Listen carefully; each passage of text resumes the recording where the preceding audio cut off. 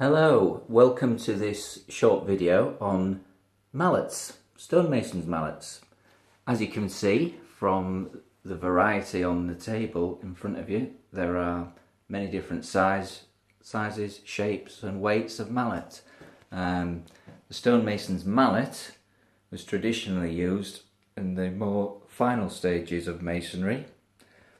Hammers and hammer-headed tools are used in the earlier stages when producing a piece of work for roughing out.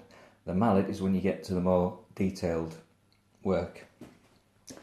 Why are they round? Probably the most important reason is when you're working a piece of stone, if you're a mason or a carver, you should be keeping an eye on the workpiece rather than where you're striking the mallet. This eventually becomes second nature, of course, but there are times when you have to get into awkward shapes, and having a curved surface and having it curved two ways, having it curved on profile and having it curved on plan, means it doesn't really matter greatly what direction you're striking it at. You're going to get a fair amount of force behind the chisel.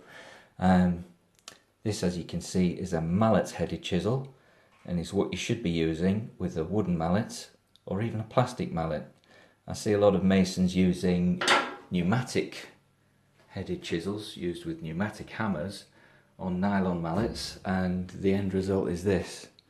Yeah, not very nice. In the middle, if you're a stonemason, you're probably looking for a larger mallet, something with a bit of weight. If you're a stone carver, you're probably looking at dummies and smaller mallets. A lot of stone carvers nowadays use steel dummies such as this, a Portuguese style, this one is. Good reason for that, again it's curved for that reason explained. It's got a good weight because it's metal. You can see that weighs just over a pound, so it's a good finishing dummy. If you were to go down the wooden route, at present this is what comes up if you put a search on Google, or if you go to a tool shop, they'll try and sell you one of these. Nothing wrong with it, but for my liking, again, a pound, it's maybe okay for finishing, but it doesn't really have a lot of weight to it. So what tends to happen, this is also a little beech wood little carving mallet, slightly different shaped handle. My solution, because I prefer a little bit of weight, because I'm working a lot of hard limestones, is lignum bowling ball. A lot of carvers will do this and have it turned into a little wooden mallet that weighs nearly twice as much, which is, for me anyway, enables you to cut in nice and deeply to get stonemasons. Traditionally, a stonemason's mallet was usually made of beech, because that's about the densest timber you can get in any significant quantities in Europe and the UK. It's a nice dense timber, but not dense enough really for my liking. It's that weighs in at £2. It's a 6-inch mallet. £2 fine for some of your softer stones. Now use the plastic mallet.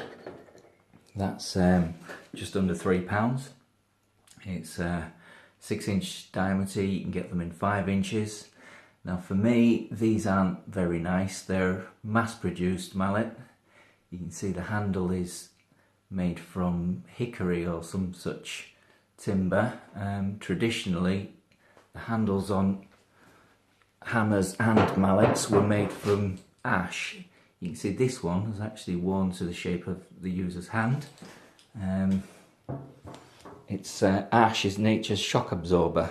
When you strike a chisel, you're not getting the ringing sensation going up your arm. Wooden mallets, as you can see from this one, must be hit in the direction of the end grain. So you can see the grain running along there. This is what is sometimes referred to as hitting the beat. And you can see this has been always struck in the same kind of area. It's worn the end grain away. Let's just give this mallet away. You can see it's a bigger mallet, and it will weigh £4 or thereabouts, just under £4. This is a heavy mallet, probably a little too heavy for most people's taste, but this was used for tooling, hard sandstones. It was used on the docks on hard grit stones. So, as I say, different mallets for different jobs. A general purpose weight, I think, is about £3. Which leads me to the Andlee mallet. These are uniquely laminated with an African hardwood in the centre and beech top and bottom. They have an ash handle which flares out at the bottom like this lignum mallet, which is over 150 years old. Just to rewind a little bit,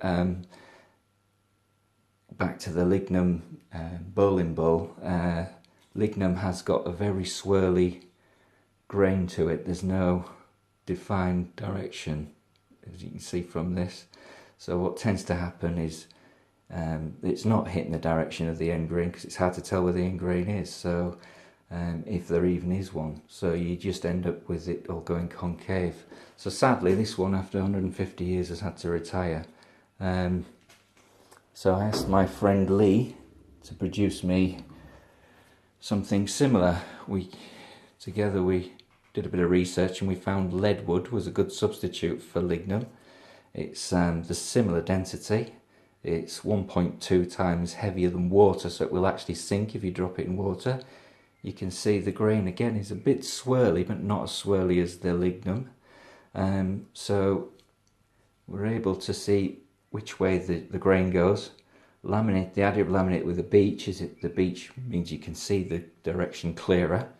And if you hit that in the direction of the grain, that should last, well, forever, I would think. Let's weigh that. That is virtually the same weight. It's 2 3/4 pounds. It's not far off the weight of a 6-inch nylon mallet. So that, I would say, was a good general purpose mallet. And it's smaller, so it's less cumbersome to use. If that's too heavy for you, you could always go for a brown ivory version. Again, tropical hardwood. Don't worry, these are all imported from a trusted, sustainable source from Mozambique. For every tree that they fell over there, they plant 3 more. There are more than 300 species of timber in Mozambique. Only half a dozen or so are allowed for export because they are not endangered species, and they are managed responsibly. So this one, as you can see, is just over £2, which is a sort of a nice mid-range weight. So the considerations with the Andlee mallet, apart from the weight, the shape of the handle, as you can see, it's got a taper. It's made of ash wood. The taper is so that it just feels more comfortable and naturally, as you are swinging the mallet, it sits nicely in the hand. And the flare helps to secure it, and I think it makes for a very comfortable mallet. We've got one here. Look at that beauty, made of 2 different hardwoods, the brown ivory and the leadwood, just to make it a little bit heavier. That's approaching £3. I will say all these are hand turned. Each mallet, we can use the same timbers and they'll come out different weights, different shapes. And you know, if you're coming along to a stone carving festival in York Minster in August 2018, we'll have a stall there. You can try them, see which ones you like, feel the weight of them, see which suits you. Everybody is made differently, and they are working different stones and have different preferences. So we're hoping to have a variety there to show you. So if you're going to the Stone Carving Festival, some of these will be prizes.